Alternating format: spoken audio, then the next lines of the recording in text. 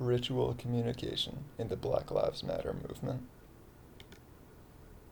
The Black Lives Matter movement, commonly abbreviated BLM, is a social movement formed in 2013 in response to police brutality and racism in the United States.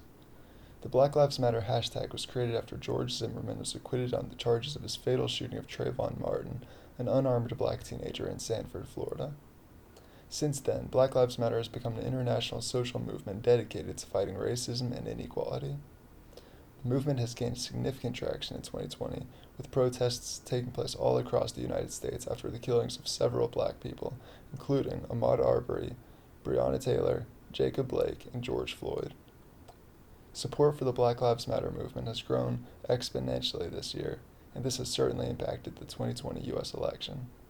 Donations to BLM are collected through Act Blue charities, through which Democratic presidential campaigns solicit and collect donations. The ritual view of communication, according to James W. Carey in A Cultural Approach to Communication, is directed not toward the extension of messages in space, but toward the maintenance of society in time, not the act of imparting information, but the representation of shared beliefs. The ritual view of communication largely focuses on community, participation, and the preservation of shared views. This is contrary to the transmissive view of communication, which emphasizes the sharing or sending of new information and messages. The ritual view of communication is popular in many religions, coming in the form of chants or ceremonies. Ritual communication is likely to occur in many large group gatherings, especially when that group is focusing on an agreed upon viewpoint.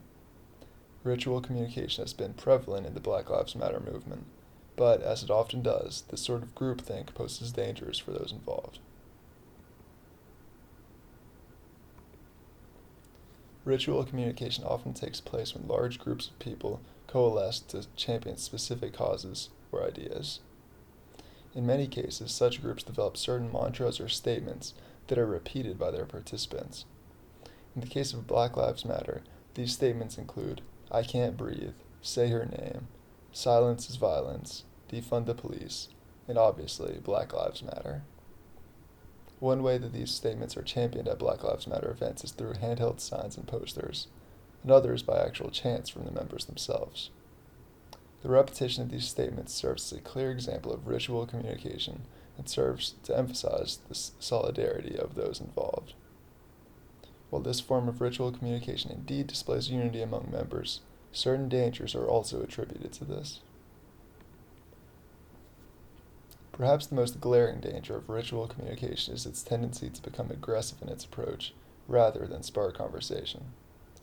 Admittedly, this is often not a worry for those taking part in protests. The goal is not simply to spark conversation, it is to boldly declare their beliefs and bring about change that, in their eyes, is already long overdue. A more deceptive danger of ritual communication, however, is how it can be used to manipulate those involved. Certainly, all who partake in BLM protests would agree with the statement that black lives do indeed matter. Such participants would be quick to affirm the wickedness of racism, the pitfalls of the police force, and the need for equality in all places on earth. However, while the BLM movement gains members by standing for these issues, it also aims to affirm a gender spectrum and disrupt the Western prescribed nuclear family structure. Indeed, ritual communication promotes the viewpoints of a collective group, and those who participate in it thereby associate with the group, even if their participation was only aimed at advocating particular viewpoints in focus. While ritual communication indeed poses its own risks, it is a viable and helpful tool for understanding the importance of many issues, including the Black Lives Matter movement. Ritual communication is helpful for multiple reasons, although primarily because it demonstrates the willingness of individuals to speak boldly about their claims when backed by others who agree with them, as evidenced by the large crowds partaking in Black Lives Matter protests. Ritual communication allows people to advance the ideas salient to them, largely without fear of criticism, as these same ideas are being reiterated by those around them. Transmissive communication differs in that it invites criticism through the spread of new messages to unfamiliar audiences. Ritual communication is also helpful in understanding Black Lives Matter because it reveals the emotion of those involved, with participants exclaiming their chants ardently and vigorously. This can reveal the pain experienced by many members of the Black Lives Matter movement, perhaps encouraging people to consider the issues at hand, rather than dismiss them as viewpoints of an opposing political party. Ritual communication has become a tool commonly used in the Black Lives Matter movement, and while the risks it carries cannot be ignored, it also serves to unite members in a common cause and champion ideas vigorously.